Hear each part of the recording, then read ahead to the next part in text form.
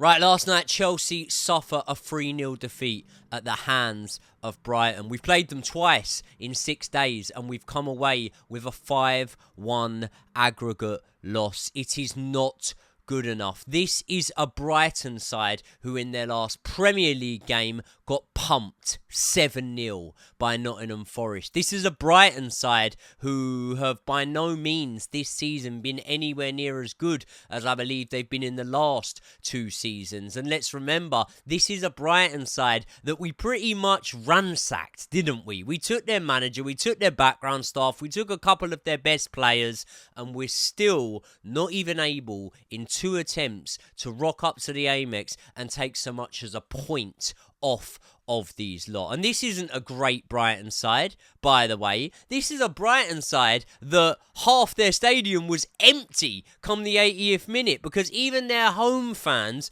weren't there to the 90th minute, to the final whistle, to celebrate the win against Chelsea because they probably don't even think it's that big a deal anymore. Beating Chelsea, same way as they probably feel when they beat Man United. It's a load of shit, man. It's rubbish. Last night was Valentine's Day. Think how many women would have wanted to have took me out last night. 10, 15, maybe. And, I sat in doing a live stream to watch Chelsea against Brighton. And big up everyone that was in the live stream, by the way, because we actually lifted spirits a little bit. But there's nothing positive to talk about here, is there? I'll quickly run through. Will I run through it all? Let's speak about Matoma's goal. 27 minutes. Ball comes over the top from the goalkeeper. There's a lot of criticism of Trevor Chalobah with this one, and I think there's definitely more he could have done. The most important thing he could have done is pick the ball out of the air, used his sort of aerial dominance and advantages that he has over Matoma to possibly get ahead on it, try and bundle his way into Matoma and whatnot. But at the same time, you've got to give credit where credit's due. It's a great first touch from Matoma once that ball does come down. And I think it's very, very hard to try for Chalobah to do much once he takes that first touch, which takes it away from him. Now, what you could see or say is, Chalobah could have stuck a leg across and made a last-ditch challenge. And in games gone by since his return, we've seen him do that. And that may have happened. That may have prevailed. That may have saved Chelsea some points here. But at the same time, it may have seen us down to 10 men within half an hour of the game. Because if he does do that, he gets it wrong, he commits a foul, then Matoma's the last man and we're definitely getting someone sent off because the refereeing was hardly favourable to Chelsea Football Club. Even if it had been, by the way, still probably wouldn't have won the game.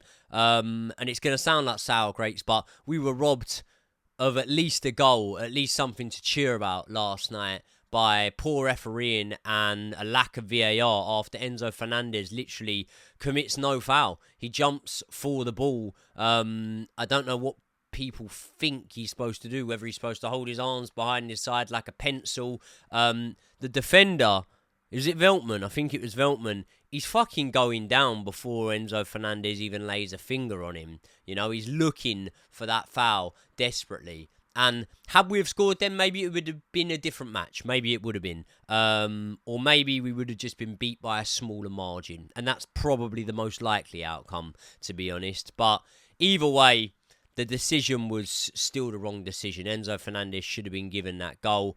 A couple of goals from Minter came after that. One in the first half, one in the second half. Each time, cuts it back on the right foot onto the left foot. Once has Cucurella on the seat of his pants. Once just wrong foots Cucurella with it. You'd have thought that Cucurella would have learnt from the first one and not overcommitted, but he didn't. And that's 2 wins in 9 games now for Enzo Maresca's Chelsea in the league. And somehow we're still sat in the top 4. And if things go our way, let's say, for example, Man City and Newcastle get a draw. And, what I would believe the unthinkable happens in terms of Bournemouth dropping points to bottom of the league, Southampton, then we could have pulled off a miracle and we could finish the weekend in the Champions League spots. But that's not good enough. It's just not fucking good enough, is it?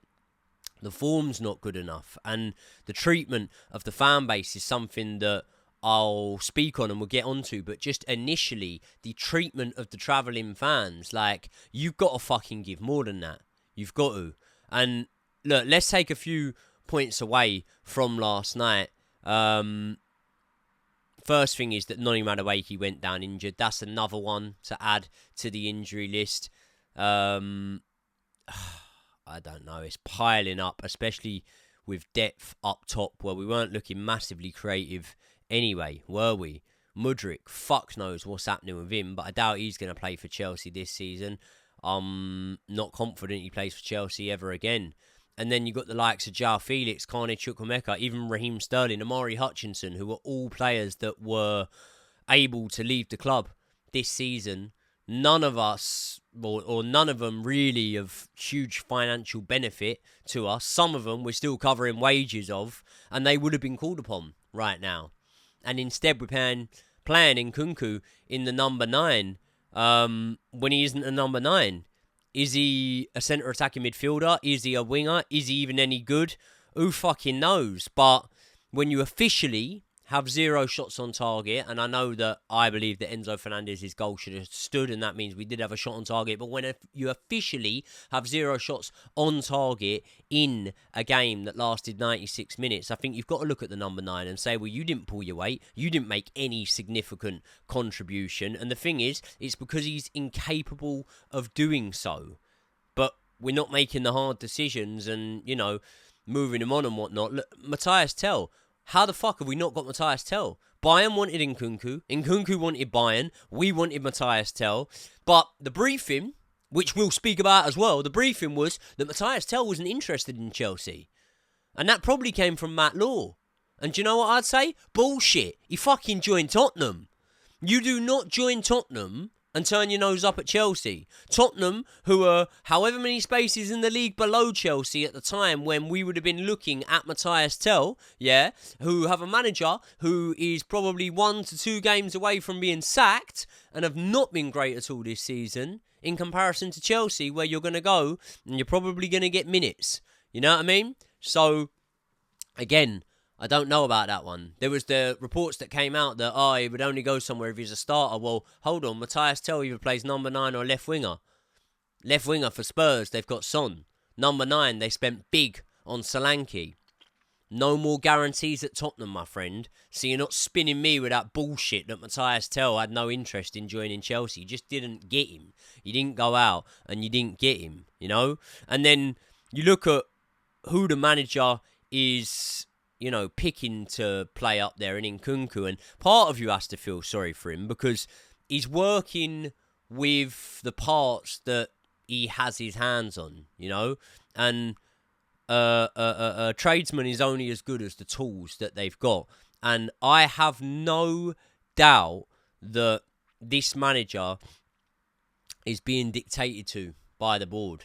You look at Pochettino, right? He had managed PSG, he'd reached the Champions League final, but he was hardly the creme de la creme of management, especially when it comes to his CV.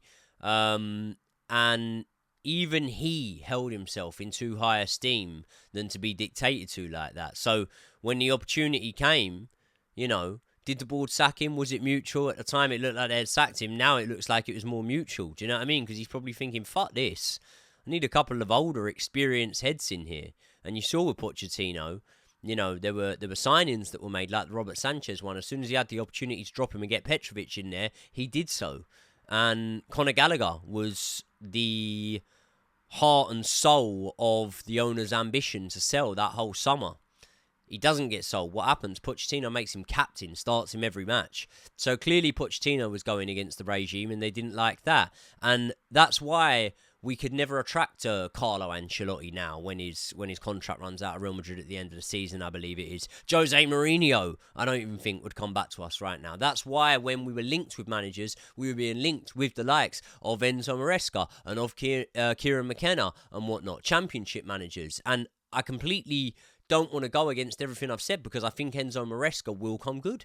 I honestly do think he'll be a good manager. I can see it. I can see that there. I can see it in him. I believe that Enzo Maresca is a good manager. Is he stubborn? Yeah. Are some of the best managers stubborn? Yeah. Will it come good for him eventually? I do think it will, but there's a reason why we shopped in the Championship for these managers, and that is because they're going to be so grateful for the opportunity to get a job like Chelsea that they're going to take the players they're given and work with what they have to work with. And, you know, that's not necessarily me saying that ownerships from years gone by wouldn't buy a player that or managers wouldn't be given a player, that the ownership had bought rather than the manager. Like, I don't think Thomas Tuchel wanted Lukaku. Roman Abramovich brought him in anyway. But when Lukaku fell out of favour and when Thomas Tuchel opted to play Kai Havertz up top instead of Lukaku at every given opportunity, what did Abramovich do? Did he throw his toys out the pram and sack Thomas Tuchel? No, he didn't. He sat back, trusted the manager, got on with it. He didn't let ego get in the way. He trusted his manager to get on with it. And I don't believe they do trust the manager to get on with it. Look at the recalling of Trevor Chalobah. Now, people can say he was at fault for the goal last night, but since he's come back in, he's played all but one match available to him. And he wasn't given the opportunity, Enzo Maresca, of being able to work with Trevor Chalobah on the pre-season tour of America. They didn't want to give him that opportunity because they wanted the pure profit from Trevor Chalobah. They wanted to sell him, and they didn't want to give Enzo Maresca the opportunity to realise, oh, do you know what? He's probably our best, if not second best centre-back that we have available at the club. Same goes with Petrovic, you know? So when you look at this team right now that are struggling for depth, injury crisis piling up, low on confidence, you have to look at this January transfer window and say that, right, people, I just want to quickly take this opportunity to tell you about new partners of the channel, Squawka. When you're in the YouTube industry like I am, there is a certain type of service that you could very much do with having on your side, and that is the service that stops you making blunders. And when I'm preparing for some of my videos, I use the website Squawka to use the player comparison matrix, and that helps me get a better understanding of comparing the players that I'm talking about. For example, a lot of you guys know that for every Chelsea game, I put out my preferred starting lineup, and I do look into the underlying numbers of the players I'm picking and the players that I'm comparing, and that's where Squawka comes in. They offer the best player comparison matrix on the internet. The website is so efficient and so easy that even I can use it. For example, when I'm picking from Chelsea's 30 to 40 odd wingers that we've got at the club, I can very easily jump onto Squawka and see how their stats compare. But you don't need to be a YouTuber to need to use Squawka. You could use it for your bets when you're betting on first goal scorer and things like that. It could give you a better indication. Or you could just use it to look like a genius down the pub, and we all like to do that, don't we? So thank you very much to Squawka for not only helping me prepare for my videos, but also partnering up with the channel. So help support me by supporting the guys that support the channel in Squawka. They are linked in the description for this video. Let's get back into it. Despite January being a risky transfer window to do business here, we didn't even really need to do business. We could have just bought back fucking Petrovic and Andre Santos, and that would have given us a fair bit of cover. Petrovic comes in as the number one straight away. You know, look at Jorgensen last night. He hardly looked fucking good, did he? And we've all been calling for Jorgensen to play. We've all been calling for him to start. And I want him to start the next match, by the way. I'm not saying drop Jorgensen for Robert Sanchez right now. But did he look a cut above Robert Sanchez? I'd go as far to say that Robert Sanchez, if I had to back either of them having a chance at saving that shot from Matoma, I'd say Robert Sanchez has a better chance at it. They probably both would have conceded the goal.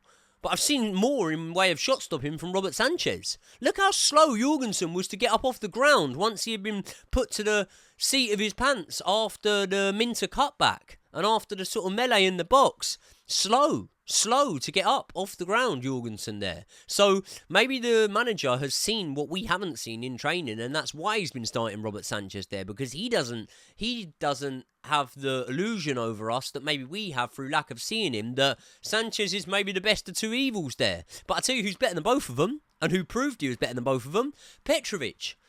But we weren't allowed to go to Strasbourg and take Petrovic back and Andre Santos back. Instead, we signed Matisse Amagou, I believe it is. He was on the bench last night. If he was a signing worth signing, why didn't we fucking see him off the bench last night? We saw Keenan Dewsbury Hall off the bench. We saw him, who we signed for 35 odd million, who's done nothing since he's come here. And that's actually not, shade meant against Dewsbury. He hasn't really had the opportunity to do so. But even if he had, I think that Andre Santos is miles better than him. Miles better than him. And you look at, Matt fucking Law, the man who lives inside the pocket of the ownership, constantly sprouting bollocks and trying to tell us, save a bit of PR, save face maybe, and tell us that we're confident enough, No one's buying any of these tweets. Oh, yeah, you can't really...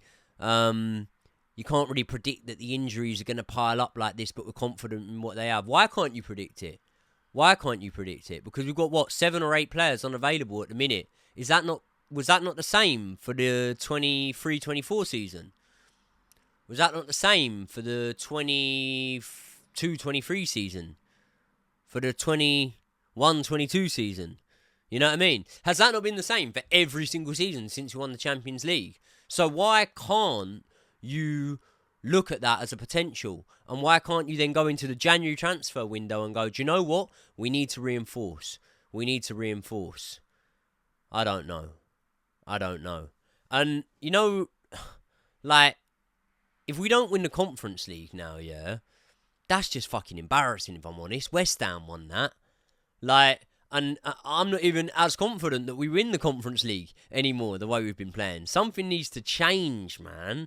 And there were people on my stream last night who were saying, trust the protest against the ownership. And look, I'm not saying that my stance won't change on this. And I'm not saying that my stance at the minute is firm on this, right? But they're getting towards a point for me where I'm not even towards a point where I'm seriously doubting them. I'm seriously doubting them already, but they're getting towards a point for me where I'm starting to think, fuck me, I might end up turning on these lot. And I'm trying to have as much accountability and responsibility as I feel that someone that's a creator in this space, 100,000+ subscribers and whatnot, should have, rather than, being overly reactionary. Because it is 9 Premier League games that we've been bad in, and before that I thought we were good. Even in some of the games, like the Liverpool game where we lost, I thought we were quite good. Opening day against Manchester City, I didn't think we were bad, and the draw against Arsenal, I thought we were all right. So even prior to this 9-game bad run, I'm not saying we didn't have bad results or defeats or whatever, but it's been 9 games in the league, probably more 12 in all competitions or whatever, that we've been bad. We've gone out a couple of cups and whatnot, and I'm not happy with that at all. But at the same time, good runs of form can paper over these cracks. But what we need to make sure is that in this next transfer window, we absolutely get it right. We bring in experience. We bring up backup for Nicholas Jackson. And before I go on about, the bad probably that the ownership have done, I think we need to have balance. The ownership have managed to get the wage bill down. That might not be important to you, but it is important to our sustainability as a club, when we are one of the clubs in the Premier League with the oldest stadium and whatnot. I don't want to move from Stamford Bridge, by the way, but in terms of match day revenue and what the club generate, we need to make sure that we do generate enough, and bringing the wage bill down is a good thing. Getting the likes of Lukaku off of that wage bill was a good thing. Getting money for him, by the way, and money for a lot of the players that we have got money for, I do think is a good thing. And being able to sign players that have actually contributed towards the team, Malo Gusto, Cucurella, Caicedo, Cole Palmer, even Nicholas Jackson, 30 million, right? I think he's already proved that that's been value for money. And maybe we shouldn't be as reliant upon him as we are, but they've got it horribly wrong this season. They needed reinforcement for Nicholas Jackson, a man who has only played, 2 seasons at best as a number 9, and then who's your backup? Mark Hugh? Well, he cost you 5 million. So no matter whether it was an absolute snip or not, you didn't rate David Datro Fofana good enough, and he cost double that. David Washington, you didn't rate him good enough, he cost 2.5 times that. So why would you say that Mark Hugh is good enough? And then you're going on, is Nkunku the man? Is he good enough? No, clearly not. And last season he was hindered by injuries. So where's the forward thinking? Where is it? The ownership might not have expected us to be where we are right now. And then they're thinking, well, we're ahead of schedule. Who fucking says we're ahead of schedule? We're 4th in the table with Chelsea Football Club. We're upcoming 3 seasons, whatever it is. 3 seasons out of the Champions League if we don't finish in Champions League spots this season. So 4th isn't ahead of schedule. We're behind fucking schedule. That might be your schedule. That's not our schedule. We're behind it. So 4th isn't, 4th is the bare minimum, and it always has been. Why should our standards have dropped all of a sudden? Why should they have? Really, you need to be 4th in the table, see that the form is turning and the creativity is drying up, and that's when you need to fucking smell blood and capitalise, reinforce on your squad. And the fact that we could have done so without spending a penny sickens me. How important... what's the percentage of importance from Chelsea to Strasbourg? Because for me, it should be 100% Chelsea, 0% Strasbourg. I'm not interested in Strasbourg. Couldn't give a fuck about them. I couldn't give a fuck about Vitesse or Vitesse, however you pronounce it, when we used to loan players out all the time to them. I don't care whether they do well or not. No Chelsea fan should, This isn't boxing where you got a couple of favourite boxers and whatnot. No, we've got one football club. We care about Chelsea, and so should the fucking ownership. So if we've got players over at Strasbourg that could have come in and done a job for us and could have reinforced us, then we should have brought them back. Spurs and Aston Villa both weren't happy with the positions they were sat in the league and the progress they were making this season, and they went and bought out players to bolster them in January. We didn't do that, and it's shit. Let go of key players we should have held on to be honest. If we don't win against Aston Villa next weekend, things are going to start to turn toxic from especially the travelling support perspective. They're already singing for Roman Abramovich's name. And look, those guys that make the trips to the away games for higher price points on the tickets they pay than they were paying, under Abramovich, definitely, and under the last few seasons. Look,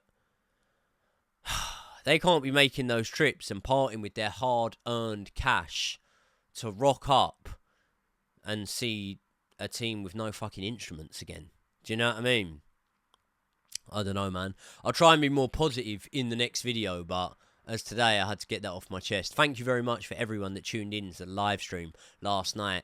I know it's a little bit underprepared, these live streams, but I'm going to get them sorted. I'm going to get the timer and the score thing box on there and sort all the audio out, but I'm just getting into it. But thank you very much to everyone that tuned in last night, because that was a really good live stream. If only we had a fucking won the game, eh? Listen, me and Josh Aveste will be back in the studio on Wednesday next week, and we get some content out for you guys, and hopefully come the end of next week we'll have something to cheer about, because we also desperately need a win against Aston Villa. Yeah. Happy Valentine's Day, people. See you on the next one.